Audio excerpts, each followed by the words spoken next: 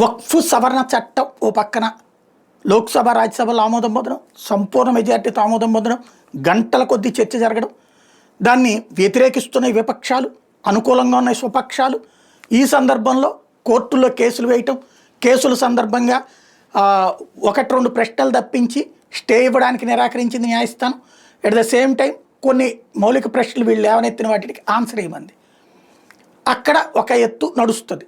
చట్టాన్ని రద్దు చేసే అవకాశం అయితే లేదు, బిల్లును రద్దు చేసే అవకాశం లేదు అనేటటువంటిది ఇక్కడ మోడీ ప్రభుత్వానికి సంబంధించి ఉన్నటువంటి అంశం. వాళ్ళ అనుకూలులు చెప్పే మాట కూడా. At the same time uniform civil code లైన్లోకి తేబోతున్నారు.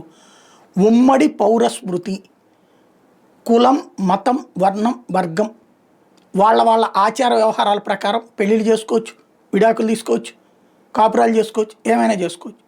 కానీ చట్ట ప్రకారం హక్కులు అందరికీ ఒకటే. ఇప్పుడు అందరిలో ముస్లింలు వేరయ్యా అన్నటువంటి రూట్లో ఉంది. అలా కాకుండా అందరికీ ఒకటే చట్టం అన్నటువంటి రూట్లో తీసుకొచ్చేటువంటి యూనిఫామ్ సివిల్ కోడ్ రాబోతోంది అన్నటువంటి కీలక అంశం.